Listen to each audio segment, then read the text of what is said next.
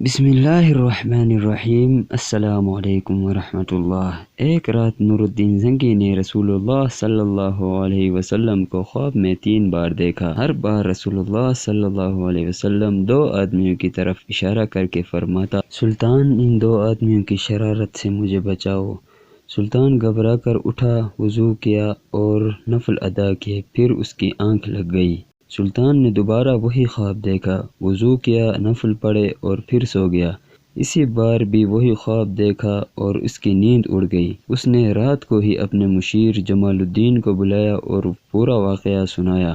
مشیر نے کہا، ایک خواب 3 مرتبہ دیکھنے کے بعد بھی آپ یہاں کیوں بیٹھے ہیں؟ اس کا آپ کسی سے ذکر نہ کریں اور فوراً مدینے کے لیے روانہ ہو جائیں۔ اگلے روز سلطان نور الدین زنگی نے 20 مخصوص افراد اور بہت سے تحائف لے کر مدینے کی طرف کوچ کیا اور 16ویں روز شام کے وقت وہاں پہنچ گیا۔ سلطان نے روضہ رسول صلی اللہ علیہ وسلم پر حاضری دی اور مسجد نبوی میں بیٹھ گیا اور اعلان کروایا کہ اے اہل مدینہ، مسجد میں پہنچ جائیں، جہاں سلطان ان میں تحائف تقسیم کرے گا۔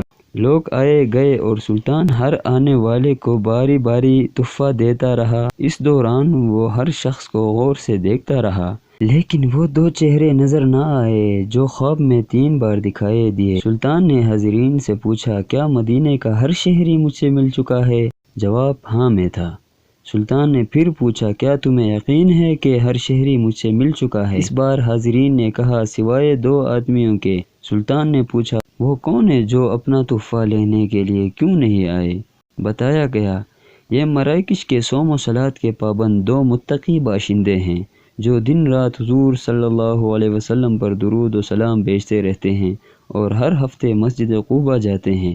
مہمان نواز ہیں، کسی کا دیا نہیں لیتے۔ سلطان نے کہا، سبحان اللہ، ان کو بھی اپنے تحائف کے لیے بلایا جائے۔ جب انہیں یہ خصوصی پیغام ملا تو انہوں نے کہا، الحمدللہ، ہمارے پاس اللہ کا دیا سب کچھ ہے اور ہمیں کسی کی تحائف کی ضرورت ہی نہیں۔ جب یہ جواب سلطان کو پہنچایا گیا، سلطان نے حکم دیا ان دونوں کو فوراً بلایا جائے۔ حکم کی فوراً تعمیل ہوئی۔ سلطان کی ایک جھلک ان کی شناخت کے لیے کافی تھی۔ سلطان نور الدین زنگی ان دونوں کو ایک ہی نظر میں پہچان گئے۔ تاہم سلطان نے اپنے غصے پر قابو رکھا اور پوچھا، تم کون ہو؟ یہاں کیوں آئے ہو؟ انہوں نے کہا، ہم مراکش کے رہنے والے ہیں، حج کے لیے آئے ہیں اور روضہ رسول صلی اللہ علیہ وسلم کے سائے میں زندگی گزارنا چاہتے ہیں۔ سلطان نے سختی سے کہا، کیا تم نے جھوٹ بولنے کی قسم کھا رکھی ہے؟ اب وہ چپ رہے۔ سلطان نے پوچھا، یہ کہاں رہتے ہیں؟ بتایا گیا، روضہ نبوی صلی اللہ علیہ وسلم کے بالکل نزدیک ایک مکان میں رہتے ہیں۔ سلطان فوراً اٹھا اور انہیں ساتھ لے کر مکان میں داخل ہو گیا۔ سلطان مکان میں گھومتا رہا۔ اچانک اس کی نظر فرش پر پڑی، ایک چٹائی پر پڑی۔ نظر پڑنے کی دیر تھی کہ ان دونوں کی زبان خشک ہو گئی۔ سلطان نے چٹائی اٹھائی تو دیکھا اس کے نیچے تازہ کھودی ہوئی سرنگ تھی۔ سلطان نے گرج سے کہا، کیا اب بھی جھوٹ بولو گے؟ ان کے پاس سچ بولنے کے علاوہ کوئی چارہ نہ تھا۔ انہوں نے اعتراف کیا کہ ان کے حکمران بہت سے مال اور ساز و سامان دے کر مراکش سے حج کے عوض بھیجے ہیں کہ وہ کسی نہ کسی طرح رسول اللہ صلی اللہ علیہ وسلم کی جسد خاکی کو روضہ مبارک سے نکال کر لے آئے۔ ان کی ناپاک مہم بالکل آخری مرحلے پر تھی۔